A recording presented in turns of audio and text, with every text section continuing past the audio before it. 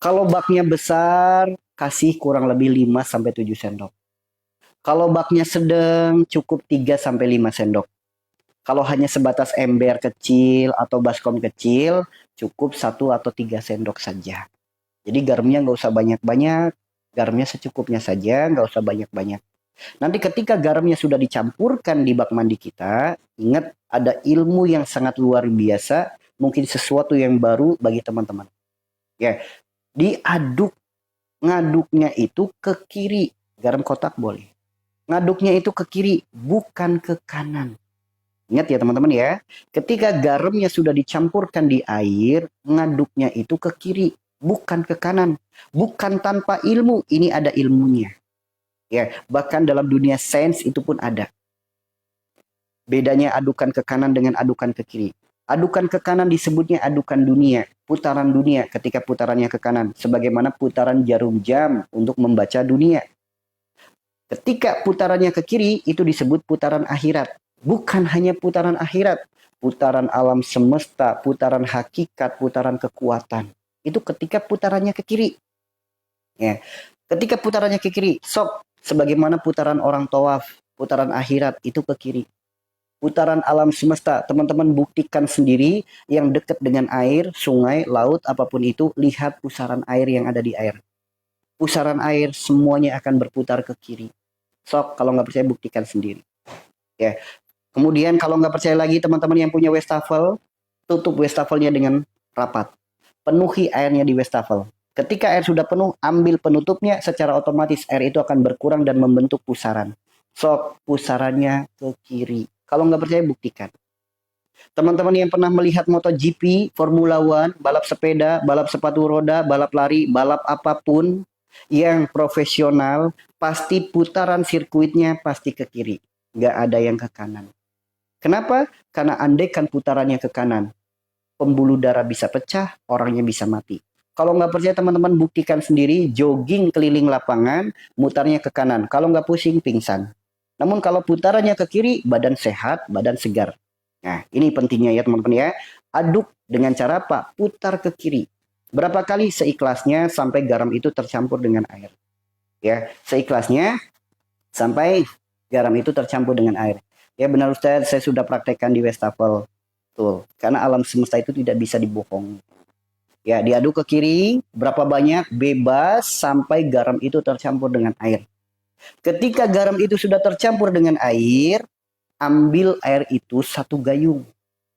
Lalu dibawa keluar kamar mandi. Doakan air yang digayung, didoakan di luar kamar mandi. Betul, seperti itu. Di luar kamar mandi. Ingat ya, air yang sudah dicampur dengan garam, diaduk dengan rata, ambil air garam itu 1 gayung, lalu teman-teman keluar kamar mandi, doakan air itu di luar kamar mandi. Di luar kamar mandi.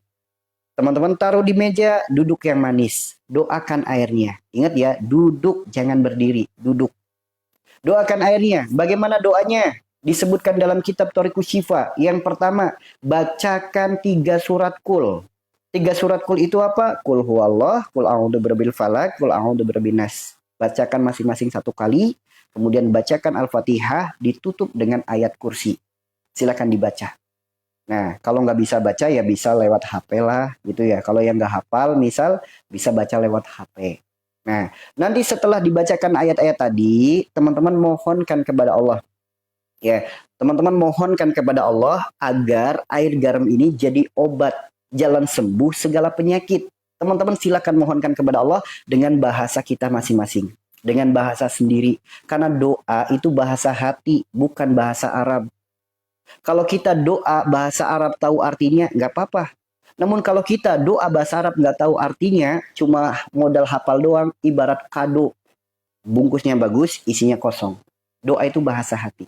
Ya, makanya mohonkan dengan bahasa kita sendiri agar air garam ini jadi jalan sehat, jalan sembuh segala penyakit. Betul.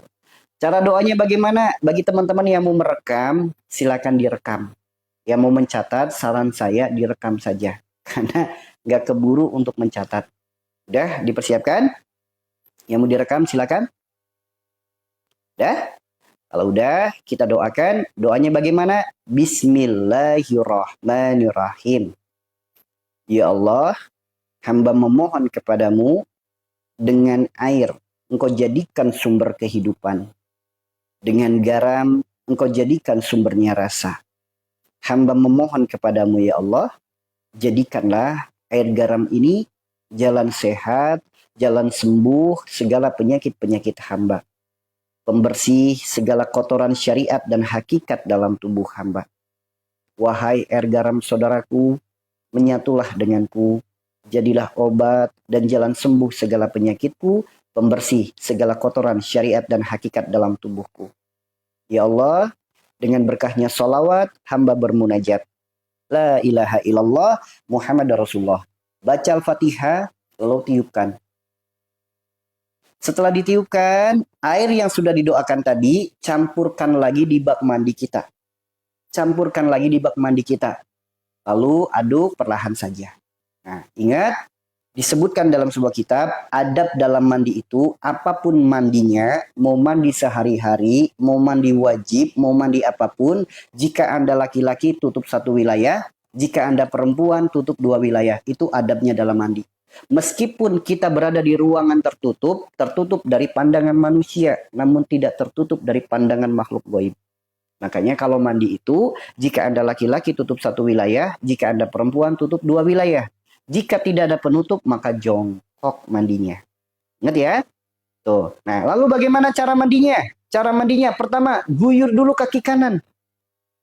Guyur kaki kanan. Teman-teman paham nggak? Satu wilayah, dua wilayah. Laki-laki satu wilayah, tutup. Perempuan dua wilayah, tutup. Ya, paham ya teman-teman ya? Mudah-mudahan bahasa yang sederhana ini bisa dipahami oleh teman-teman semuanya. Ya, ingat ya, mandinya pertama guyur dulu kaki kanan. Pertama guyur dulu kaki kanan, guyur kaki kanan. Lalu guyur kaki kiri. Nah, setelah itu guyur badan kita sebelah kanan, depan belakang. Kemudian guyur badan kita sebelah kiri, depan belakang. Lalu guyur kepala kita. Setelah kepala kita diguyur, semuanya basah, ya, semuanya basah. Semuanya basah. Ingat, ada ilmu yang sangat luar biasa. Ilmu yang dijelaskan dalam sebuah kitab, di mana ilmu ini ketika kita mempraktekannya, bersih segala yang kotor, segala yang buruk. Segala yang tidak baik, segala yang mengganggu, segala sebab sakit, segala penyakit, bahkan gangguan gaib bersih dari tubuh kita. Bukan hanya itu. Ternyata cara ini bisa menjadikan jalan untuk diri kita ikhtiar. Menyempurnakan kembali struktur jaringan tulang kita. Sendi-sendi kita, syaraf-syaraf kita, seluruh organ dalam tubuh kita. Bahkan ketika ada orang stroke, tangannya nggak bisa gerak, ikuti metode ini, sok. Seiring berjalannya waktu, tangan itu akan aktif kembali, bisa gerak kembali. Yang nggak bisa angkat tangan, ganti kaos, ganti baju kesulitan, sok akan sempurna kembali struktur jaringan tulangnya. Yang punya saraf kejepit, buat apa? Buat rukuk sakit, buat sujud sakit, sok lakukan terapi ini, sempurna kembali struktur jaringan tulangnya. Dengan cara apa? Usap semuanya. Dengan cara diusap seluruh tubuh kita dengan telapak tangan dan jari jemari kita. Dari mulai celah-celah rambut, sampai ke mata, ke telinga, masuk ke lubang hidung, bahkan masuk ke mulut kita, masuk ke tubuh kita, ke seluruh organ tubuh kita, badan tubuh itu, seluruh jari jemari celah-celahnya. Usap semua dengan telapak tangan dan jari jemari kita. Kenapa harus diusap? Karena tangan kita memiliki karunia yang luar biasa yang Allah titipkan pada setiap tangan manusia. Di mana tangan ini adalah sesuatu karunia yang sangat luar biasa. Dari mulai kita lihat jari kita, sidik jari kita, bermiliaran manusia di muka bumi ini tidak ada satupun yang sidik jarinya sama. Kita lihat lagi jari jemari kita, di mana jari jemari kita memiliki 5 jari, di mana setiap jari memiliki ruas. Dari ujung kelingking sampai ibu jari, setiap ruas kita hitung ruasnya, jumlahnya ada 33. Sebagaimana 33 kalimat tasbih.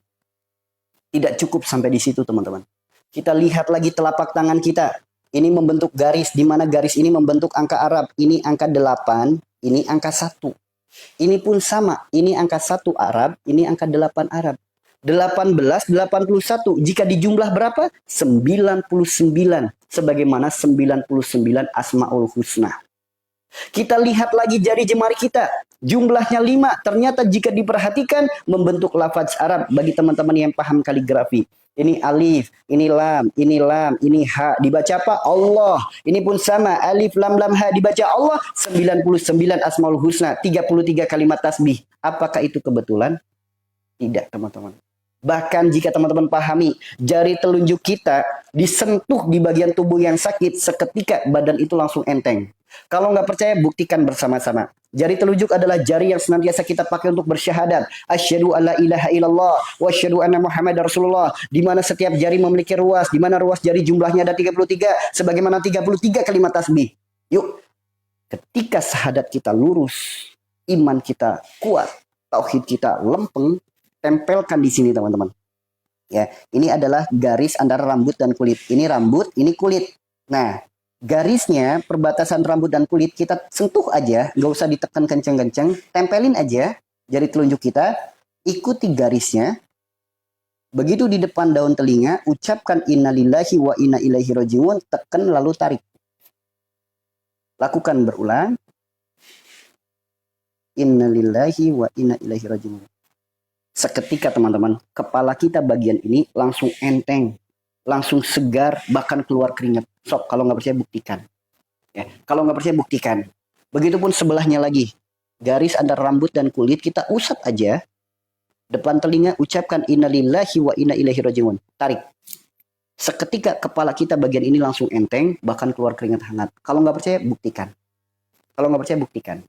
Ini dahsyatnya Allah menciptakan tangan kita dengan karunia yang sangat luar biasa. Bermiliaran manusia tidak ada satupun yang sidik jarinya sama. Di mana setiap jari manusia memiliki ruas. Di mana ruasnya jika kita hitung jumlahnya ada 33. Di mana telapak tangan kita memiliki garis. Di mana garisnya ketika kita baca ini 18, ini 81, di jumlah 99. Sebagaimana 99 Asmaul Husna. Dan kita lihat jari jemari kita membentuk lafaz Arab. Alif, lam, ha. Alif, lam, ha. Dibaca Allah. 99 Asmaul Husna, 33 kalimat tasbih. Itu adalah sesuatu yang sangat luar biasa. Bagi orang yang mau membaca. Bagi orang yang mau belajar. Makanya tangan manusia itu hati-hati. Ya, hati-hati. Karena tangan manusia itu memiliki sesuatu yang luar biasa. Kita memiliki dua tangan. Dua tangan kita tidak akan mungkin mampu menutup setiap mulut orang-orang julid. Namun dua tangan kita masih bisa menutup dua telinga kita. Untuk tidak mendengarkan perkataan mereka. Dua tangan kita tidak akan mungkin mampu mendorong, menyakiti, melakukan hal tidak baik kepada orang-orang yang zalim pada diri kita. Namun dua tangan kita masih bisa kita pakai untuk menengadahkan tangan ke atas, memohon kebaikan bagi siapapun. Yuk, jadikan tangan kita kebaikan-kebaikan yang kita lakukan. Tuh teman-teman. Ya, maka ketika diusap ke seluruh tubuh kita, ke seluruh bagian tubuh kita, ke seluruh celahnya, ke seluruh jari jemarinya, tangan kita akan menjadi perantara sempurnanya kembali struktur jaringan tulang kita. Sendi-sendi kita, syaraf-syaraf kita, seluruh organ dalam tubuh kita. Bagaimana cara mengetahui organ tubuh kita, struktur jaringan tulang kita sempurna atau tidak? Yuk perhatikan teman-teman. Perhatikan, ini cara untuk mengetahui jaringan tulang kita itu sempurna atau tidak. Maksudnya sempurna itu apa? Terbebas dari asam urat, rematik, dan lain sebagainya. Ya, caranya bagaimana? Seperti ini teman-teman. Ya. Badan lurus, tangan diarahkan ke belakang, seperti ini. Lalu tempelkan. Ya, tempelkan tangannya seperti ini. Ketika teman-teman tangannya bisa nempel seperti ini tanda tulang kita terbebas dari pengapuran, radang sendi, asam urat, rematik, dan lain sebagainya. So, yang tadinya angkat tangan sakit, ganti kaos, ganti baju sakit, sok lakukan terapi ini. Sok, insya Allah sempurna kembali struktur jaringan tulang kita sehingga tangan kita enteng diangkat ke atas. Enteng kemanapun. Bahkan bisa memegang belikat. Tuh teman-teman. Ya, ini cara untuk mengetahui sebetulnya persendian kita aman atau tidak. Kemudian asam urat dan lain sebagainya. Sok, bahkan dari jari jemari saja kita bisa tahu teman-teman. Asam urat kita itu seperti apa. So, teman-teman bisa seperti ini enggak? Ujung jari tempelin semua di telapak tangan. Ketika bisa nempel, asam uratnya normal. Ketika nggak bisa nempel rapat, ada renggang segini. Nah, ini asam uratnya udah mulai tinggi nih. Ya, ini asam uratnya udah mulai tinggi. Namun ketika rapat, asam uratnya normal. Kemudian apa? Gerakin. Gerakin seperti ini. Kalau sakit berarti ada rematik. Kalau aman nggak sakit berarti aman rematiknya. Tuh teman-teman. Makanya jari jemari kita itu memiliki manfaat yang sangat luar biasa. Manfaat sangat luar biasa. Ya. Seperti itu ya teman-teman ya. Ya. Ya. Nah, nanti setelah diusap semuanya, baru pakai sampo, baru pakai sabun. Nah, itu caranya. Nah, setelah itu baru dibilas. Dibilasnya pun dengan sisa air yang tadi. Ya. Didengarkan saja dulu. Insya Allah untuk semua penyakit, termasuk asam lambung. Ya, termasuk asam lambung. Ya, itu ya teman-teman ya. Sok, dari mulai memilih garamnya, cara mengaduknya, mendoakannya, memasukkannya kembali ke kamar mandi, kemudian mengguyurkannya dari mulai kaki kanan, kaki kiri, badan kanan, badan kiri, lalu kepala. Kemudian dari kepala diusap ke seluruh tubuh kita. Di saat diusap sok, rasakan manfaatnya setelah kita melakukan hal itu. Setelah kita melakukan terapi itu, sempurna kembali struktur jaringan tulang kita, sendi-sendi kita, syaraf-syaraf kita, seluruh organ dalam tubuh kita. Bahkan keluar segala yang kotor, segala yang buruk, segala yang tidak baik, segala yang mengganggu, segala asbab sakit, segala penyakit, bahkan termasuk gangguan gaib ikut keluar teman-teman. Ya, makanya setelah dibilas jangan kaget. Setelah teman-teman melakukan terapi ini muncul demam tiba-tiba, muncul pusing tiba-tiba, muncul diare, mual, bahkan muntah, itu jangan kaget. Itu hanya reaksi sesaat saja, mungkin dalam hitungan jam, 1, 2, 3 jam. Namun setelah itu badan langsung enteng, badan langsung segar, badan langsung seperti ada kekuatan kembali. Ya, seperti ada kekuatan kembali. Ya, seperti ada kekuatan kembali. Nah, ketika teman-teman rutin melakukannya, insya Allah teman-teman, kesembuhan semakin dekat.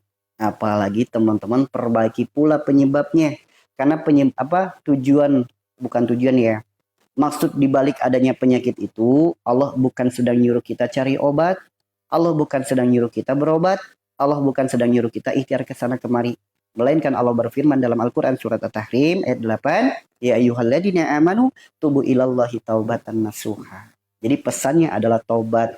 Maka lakukan terapi ini, imbangi dengan taubat, ngakuin kesalahan, akui dosa-dosa, sok sembuh penyakitnya teman-teman. Sembuh. Saya tanya di sini, di room ini, yang sudah ikutin sarannya, yang udah ikutin nasihatnya, yang sudah ikutin terapinya, yang udah sembuh ada di sini? Sok yang ada komentar coba. Yang udah sembuh ada di sini, teman-teman? Ikutin sarannya, ikutin nasihatnya, ikutin terapinya, yang udah sembuh ada di sini? Ada nggak yang udah sembuh? Alhamdulillah. Alhamdulillah. Alhamdulillah. Allah maha baik ya teman-teman ya. Allah maha baik. Ini bukti ya. Sembuh itu mudah. Sembuh itu murah bagi yang paham ilmunya. Allah titipkan kepada kita penyakit. Allah bukan sedang nyuruh kita cari obat. Karena Allah sendiri yang berfirman, wa idza maritu fahuwa yasfin. Sembuh itu milik Allah. Obat itu milik Allah. Pertolongan itu milik Allah. Allah di mana? Allah dekat, sedekat urat nadi kita. Maka dekati dulu Allah. Allah mencintai pendosa yang mengakui kesalahannya lalu bertobat daripada orang soleh, orang alim yang merasa dirinya nggak punya salah. Yang bikin lucu lagi, soleh kagak, alim kagak. Merasa penyakitnya bukan dari kesalahannya. Merasa penyakitnya bukan dari dosanya. Malah nuduh makanan, malah nuduh orang lain. Ya gimana mau dapat sembuh yang berkah kalau seperti itu? Ya, bagaimana mungkin akan mendapatkan sembuh yang berkah kalau seperti itu? Yuk, kita sama-sama jemput sembuh dengan sembuh yang berkah. Sembuh yang diiringi dengan keimanan dan ketaatan. Jika kita akui kesalahan kita akui dosa kita memohon ampun kepada Allah. Allah Rabb yang Maha menyembuhkan. Kita mohon kesembuhan dari Allah. Andaikan Allah sudah ampuni dosa kita, Allah meridhoi kita sembuh. Andaikan sembuhnya harus dengan obat, Allah akan pertemukan dengan obat yang terbaik. Andaikan sembuhnya harus lewat dokter, harus lewat ustadz, lewat kiai, lewat herbal, lewat tabib, lewat terapis, pasti Allah akan pertemukan dengan yang terbaik. Tugas kita bukan mencarinya. Tugas kita bukan sibuk akan hal itu. Tugas kita perbaiki kesalahannya. Bukankah Rasulullah sudah bersabda, tidaklah Allah titipkan penyakit, melainkan Allah gugurkan dosa. Bahkan rasa sakitnya tertusuk duri saja penyebabnya dosa. Apalagi rasa sakit asam lambung, vertigo, migrain, saraf kejepit, stroke. Udah pasti penyebabnya dosa. Hanya orang waras yang mengakui kesalahannya, yang sadar akan dosanya. Orang yang tidak waras, dia tidak akan pernah ingat dengan kesalahannya, tidak akan pernah ingat dengan dosanya. Padahal, tidak ada sesuatu yang terjadi pada diri kita kebetulan. Daun yang jatuh saja sudah digariskan. Apalagi penyakit yang menimpa diri kita. Emang kebetulan itu datangnya? Maka jangan sikapi dengan kebetulan. Sikapilah dengan taubatan nasuha. Gitu ya teman-teman ya. Daun yang jatuh aja nggak ada yang kebetulan. Penyakit nyikapinya kebetulan. Kebetulan habis makan itu nggak ada. Nggak ada. So, lakukan terapi yang tadi. Kenapa? Disebutkan. Barakallah. Masya Allah. Disebutkan dalam kitab Thariqus Syifa. Air adalah sumber kehidupan.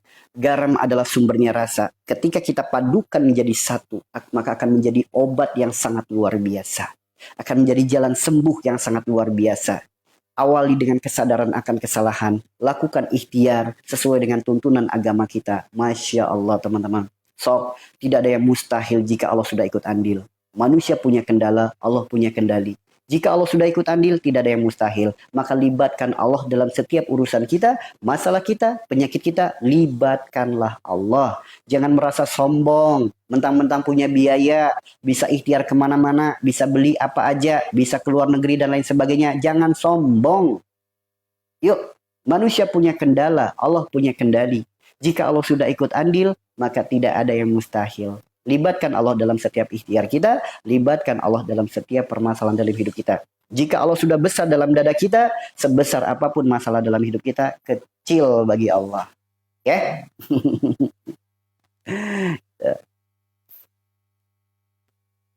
Amin, amin ya Allah. Barakallah, berita barakallah. Bagaimana belum mendapatkan corona? Sok, lakukan praktekin tadi aja.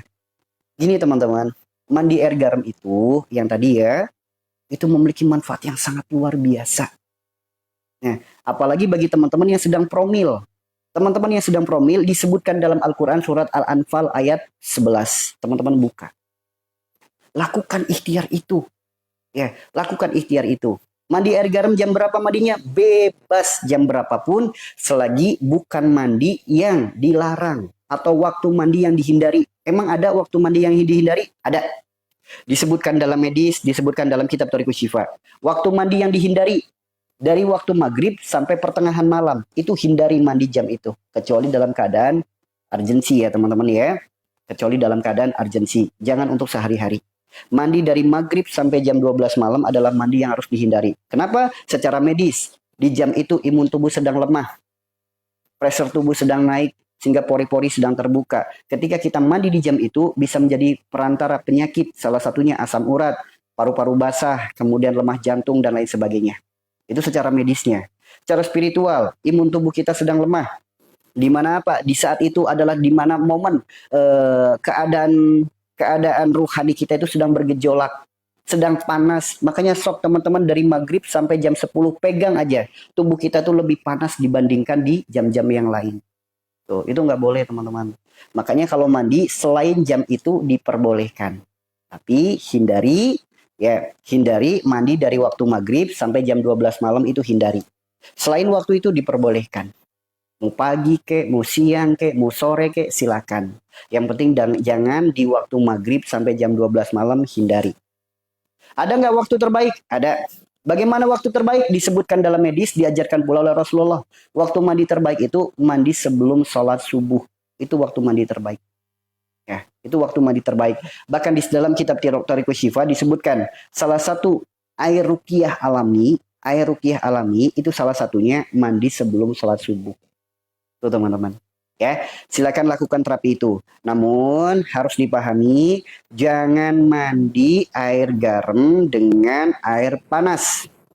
Maksudnya jangan pakai air hangat.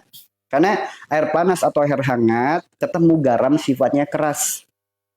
Ketika sifatnya keras, terkena kulit kita dikhawatirkan. Karena tidak semua kulit itu memiliki karakter yang sama. Nanti bisa berdampak pada iritasi. Nanti bisa berdampak pada kaku-kaku ke kulit, kaku ke badan. Akan menjadi dampak kulit jadi kering, kulit jadi busik, kulit jadi ngebul. Maka saran saya teman-teman, jangan mandi pakai air hangat. Kalau mandi air garam ya, mandi air garam itu usahakan jangan pakai air hangat, apalagi air panas. Usahakan pakai air biasa.